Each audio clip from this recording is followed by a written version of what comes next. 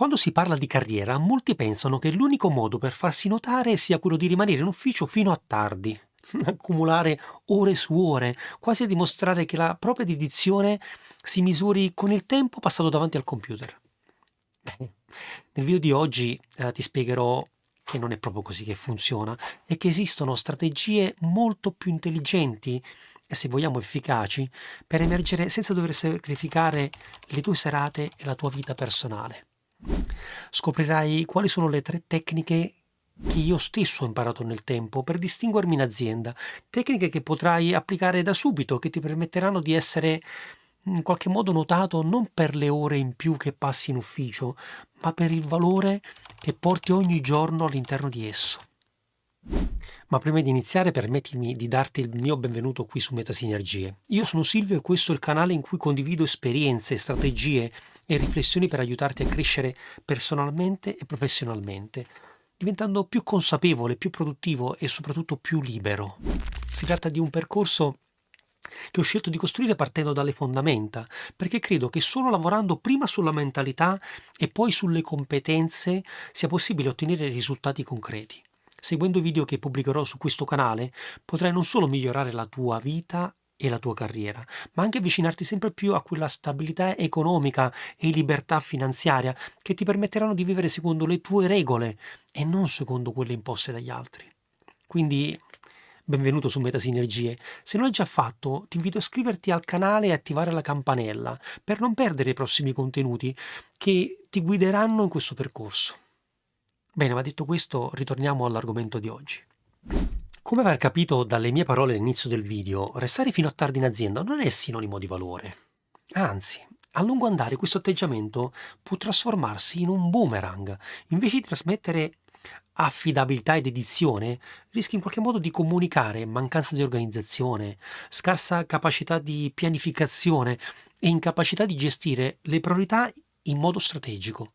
Io stesso agli inizi della mia carriera ho commesso questo errore, ma chi è che non l'ha commesso? Credevo che il modo migliore per emergere fosse quello di farmi vedere sempre disponibile, sempre connesso, sempre in qualche modo pronto a sacrificare il mio tempo. Poi ho capito che i veri leader, quelli che fanno veramente la differenza, non si fanno notare per quante ore passano in un'azienda, ma per l'impatto che riescono a generare nelle ore più produttive della giornata. E lo so cosa starei pensando. Ci sono figure come Elon Musk che passano giornate intere in ufficio, ma quello è un caso straordinario, legato a un contesto decisamente diverso dal nostro. La verità è che nella maggior parte della realtà professionale, lavorare costantemente fino a tardi non è sinonimo di genialità, ma di scarsa sostenibilità e di un equilibrio lavorativo in qualche modo precario. Sai, parlando della mia esperienza professionale, questo è stato un cambio di mentalità che nel tempo mi ha permesso di crescere davvero, dedicando tempo ed energie all'azienda, ma trovando anche le risorse per essere poi qui presente sul tubo. Sai, ciò che ti rende veramente visibile in azienda non è la quantità di lavoro che fai, ma la qualità e soprattutto la capacità di comunicare i tuoi risultati. Puoi essere il più bravo di tutti, ma se nessuno sa che porti valore, resterai nell'ombra e nel video di oggi ti spiegherò proprio come evitare tutto questo. Per fare in modo che questo concetto ti sia ben chiaro, voglio usare una metafora. È un po' come un atleta che si allena duramente in silenzio senza mai gareggiare. Ha delle capacità, ma non lascia traccia. Pensa per esempio ad un corridore che ogni mattina si sveglia alle 5, fa un sacco di chilometri, migliora i propri tempi e magari ottiene anche risultati molto competitivi. Ma se però non partecipa mai a una gara, nessuno saprà mai quanto vale davvero, non avrà riconoscimenti, non avrà opportunità e alla fine rischierà di restare un campione solo nella sua testa. Lo stesso accade in azienda. Puoi impegnarti, risolvere problemi complessi e fare un lavoro impeccabile. Ma se non porti i tuoi risultati alla luce, se non li condividi con chi deve vederli, resteranno nascosti. Ma per farti notare, devi imparare a mostrare il tuo contributo in modo naturale e costruttivo. Una delle prime cose che ho capito è che non basta fare bene il proprio lavoro, bisogna saperlo raccontare. E per questo motivo voglio introdurti 3 strategie che sono sicuro ti saranno molto utili per farti notare in azienda. La prima strategia che ti consiglio è proprio quella di comunicare i tuoi risultati in modo chiaro e misurabile. Non serve gonfiarli o sembrare presuntuosi, attenzione, ma spiegare in maniera semplice cosa hai fatto, quali ostacoli hai superato e quale impatto concreto ha avuto il tuo lavoro. Questo permette agli altri di capire il valore che porti e ti aiuta a costruire credibilità nel tempo. La seconda strategia è quella di partecipare attivamente alle riunioni, non limitandoti ad ascoltare, ma contribuendo con idee, spunti e prospettive nuove. Non devi parlare per forza tanto, anzi, a volte basta un intervento mirato per far capire che sei attento, che hai compreso la situazione e che puoi offrire soluzioni pratiche. Io ho visto colleghi che non erano i più brillanti tecnicamente, ma che sapevano intervenire al momento giusto, con una proposta concreta, e questo li ha fatti crescere molto velocemente. Per questo motivo, prepara bene le tue riunioni ed organizzale mentalmente. Guarda che sono in pochi a farlo, vedrai, farà la differenza. La terza strategia invece riguarda la disponibilità ad assumerti responsabilità, anche piccole.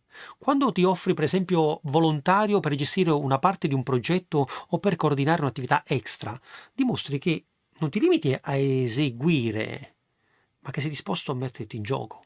Questo non significa caricarsi di lavoro inutile, attenzione, ma scegliere con intelligenza quelle occasioni che ti permettono di mostrare leadership e capacità organizzative. A me è capitato più volte di propormi per guidare task di miglioramento interno che non erano obbligatorie.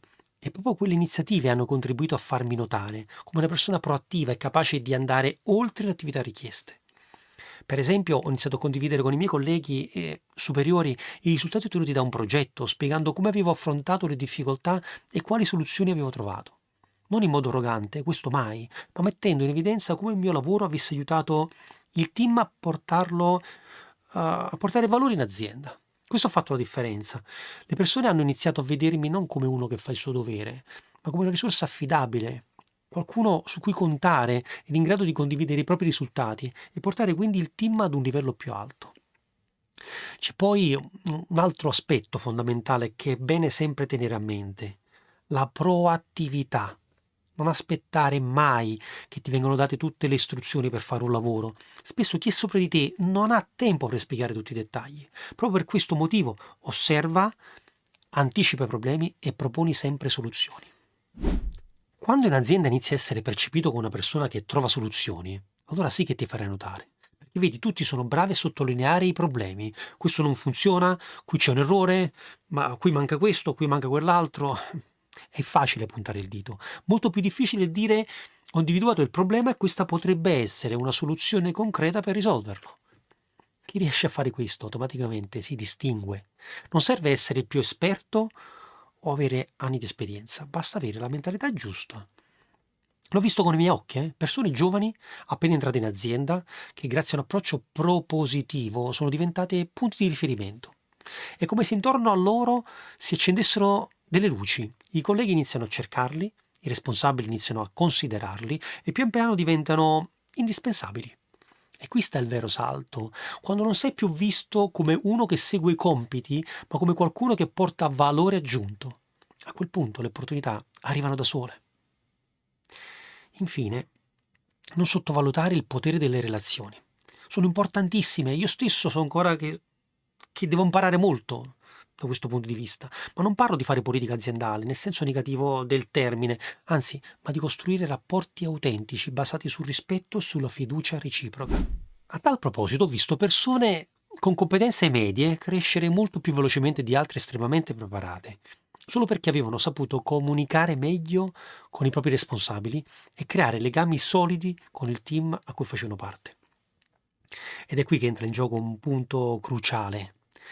Nel mondo del lavoro non vince chi sa di più, ma chi riesce a far arrivare il proprio valore nel modo giusto. Non sto dicendo che la preparazione non conti, attenzione, anzi, ma la competenza tecnica da solo non basta. Puoi essere un genio nel tuo campo, ma se in qualche modo nessuno percepisce l'impatto del tuo lavoro, rischi di rimanere invisibile. Al contrario, chi sa costruire fiducia, comunicare con chiarezza e farsi percepire come una persona che porta risultati, diventa inevitabilmente un punto di riferimento. È la combinazione tra ciò che fai e come lo comunichi che ti apre le porte a nuove opportunità. Quindi ricordati, farti notare non significa lavorare fino a tarda sera, ma saper dare valore in modo visibile, saper comunicare i tuoi risultati, costruire connessioni reali. La tua crescita non dipende dalle ore extra, ma da come trasformi il tuo tempo in impatto. Se ci pensi, Anche nella finanza funziona così. Non conta quante ore passi a guardare i grafici, ma le decisioni strategiche che prendi durante il tempo che dedichi alle analisi dei mercati finanziari. Questo te lo spiegherò molto presto. Lo stesso però vale in azienda. Non importa quanto resti seduto alla scrivania, ma come usi il tuo tempo per generare valore. Ecco perché se vuoi farti notare, inizia a ragionare da persona strategica, non da semplice esecutore. Solo così potrai distinguerti, crescere e ottenere le opportunità che meriti. Bene, anche oggi siamo arrivati alla fine del video. Ti ringrazio per essere arrivato fin qui insieme a me. Spero che questo video ti sia stato realmente utile. Fammelo sapere nei commenti e dimmi se ci sono argomenti che ti piacerebbe che io trattassi. Li inserirò con piacere nel mio piano editoriale. Prima di chiudere, ormai se segui questo canale da un po' lo saprai, voglio lasciarti con un aforisma che secondo me racchiude perfettamente tutto il senso del nostro discorso di oggi. Si tratta di una frase di Peter Drucker, uno dei padri del management moderno, che dice: il tempo è la risorsa più scarsa dei manager. Se non viene gestita bene, non si riesce a gestire nessun'altra cosa. Ecco, rifletti su questo. Non serve riempire le tue giornate di ore e attività per sentirti produttivo. Serve capire dove davvero il tuo contributo ha un impatto e concentrare lì le tue energie. Noi ci vediamo al prossimo video. A presto.